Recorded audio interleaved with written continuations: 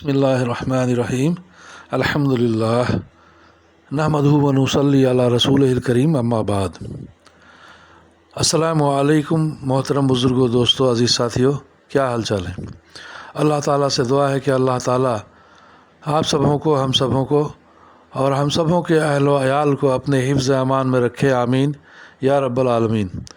बुज़ुर्गों, दोस्तों, अज़ीज़ साथियों, आइए इकराम मुसलमानों के हुकूक़ से मुतालिक़ हदीस का मुताला करें, दरूद शरीफ पढ़ लें। अल्लाहुम्मा सल्ली अला मुहम्मद व अला आलि मुहम्मद व बारिक वसल्लिम। हदीस नंबर 167। हज़रत अबू हुरैरा रज़ियल्लाहु अन्हु से रवायत है कि रसूलुल्लाह सल्लल्लाहु अलैहि वसल्लम ने इरशाद फरमाया, मोमिन वो है जिससे लोग अपनी जान और माल के बारे में अमन में रहें। नसाई की हदीस। हदीस नंबर 168। हज़रत अब्दुल्ला बिन अम्र रज़ियल्लाहु अन्हुमा से रवायत है कि नबी करीम सल्लल्लाहु अलैहि वसल्लम ने इरशाद फरमाया, मुसलमान वो है जिसकी ज़बान और हाथ से मुसलमान महफूज रहें, और मुहाजिर यानी छोड़ने वाला वो है जो उन तमाम कामों को छोड़ दे जिससे अल्लाह ताला ने रोका है। बुखारी की हदीस। हदीस नंबर 169। हज़रत अबू मूसा रज़ियल्लाहु अन्हु रवायत करते हैं कि सहाबा रज़ियल्लाहु अन्हुम ने अर्ज़ किया, या रसूल अल्लाह सल्लल्लाहु अलैहि वसल्लम, कौन से मुसलमान का इस्लाम अफजल है। इरशाद फरमाया, जिस मुसलमान की ज़बान और हाथ से दूसरे मुसलमान महफूज रहें। बुखारी की हदीस।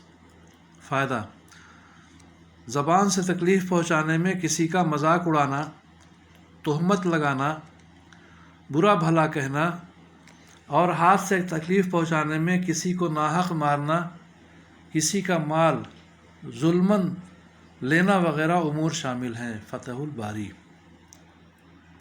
हदीस नंबर 170। हज़रत अब्दुल्ला बिन मसऊद रज़ियल्लाहु अन्हु से रवायत है कि रसूलुल्लाह सल्लल्लाहु अलैहि वसल्लम ने इरशाद फरमाया, जो शख्स अपनी कौम की नाहक मदद करता है वो उस ऊँट की तरह है जो किसी कुएं में गिर गया हो और उसको दुम से पकड़कर निकाला जा रहा हो। अबू दाऊद की हदीस। फ़ायदा, मतलब यह है कि जिस तरह कुएं में गिरे हुए ऊँट को दुम से पकड़कर निकालने की कोशिश करना अपने आप को बेफ़ायदा मुशक्क़त में डालना है, क्योंकि इस तरीक़े से ऊँट को कुएं से नहीं निकाला जा सकता। इसी तरह कौम की नाहक मदद करना भी बेफ़ायदा है, क्योंकि इस तरीक़े से कौम को सही रास्ते पर नहीं डाला जा सकता। बज़लुल मजहूद। हदीस नंबर 171। हज़रत जुबैर बिन मुतइम रज़ियल्लाहु अन्हु से रवायत है कि रसूलुल्लाह सल्लल्लाहु अलैहि वसल्लम ने इरशाद फरमाया, जो असबियत की दावत दे वो हम में से नहीं, जो असबियत की बिना पर लड़े वो हम में से नहीं, और जो असबियत के जज्बा पर मरे वो हम में से नहीं। अबू दाऊद। असबियत कहते हैं अपने कबीला, कौम, ख़ानदान की नाहक मदद करना, यानी कबीला, कौम और ख़ानदान हक़ पर नहीं है फिर भी उसकी तरफदारी और हिमायत करना। आगे हदीस नंबर 172।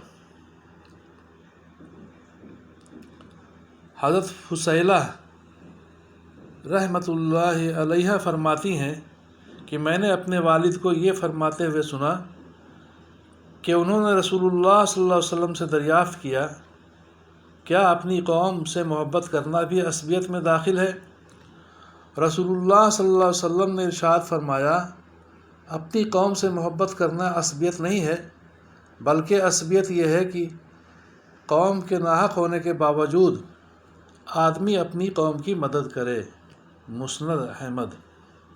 हदीस नंबर 173।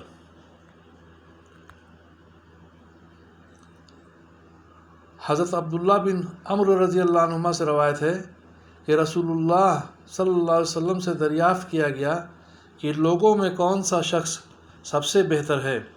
आप सल्लल्लाहु अलैहि वसल्लम ने इरशाद फरमाया, हर वो शख्स जो मखमूम दिल और ज़बान का सच्चा हो।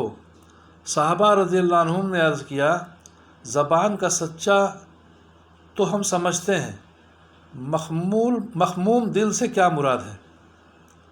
ارشاد فرمایا، مخموم دل وہ شخص ہے جو پرہیزگار ہو، جس کا دل صاف ہو، جس پر نہ تو گناہوں کا بوجھ ہو اور نہ ظلم کا، نہ اس کے دل میں کسی کے لیے کینہ ہو اور نہ حسد۔ ابن ماجہ۔ فائدہ: جس کا دل صاف ہو سے مراد وہ شخص ہے جس کا دل اللہ کے غیر کے غبار اور غلط افکار و خیالات سے پاک ہو۔ مظاہر حق۔ حدیث نمبر 174۔ حضرت عبداللہ بن مسعود رضی اللہ عنہ روایت کرتے ہیں کہ رسول اللہ صلی اللہ علیہ وسلم نے ارشاد فرمایا، میرے صحابہ میں سے کوئی شخص مجھ تک کسی کے بارے میں کوئی بات نہ پہنچایا کرے، کیونکہ میرا دل چاہتا ہے کہ جب میں تمہارے پاس آؤں تو میرا دل تم سب کی طرف سے صاف ہو۔ ابو داؤد کی حدیث۔ اللہ تعالی ہمیں بھی سمجھ بوجھ کے عمل کی توفیق عطا فرمائے، آمین یا رب العالمین۔ بزرگوں، دوستوں، دین کی باتوں کو پھیلائیں، شیئر کریں، اللہ آپ کو جزائے خیر دے، آمین یا رب العالمین۔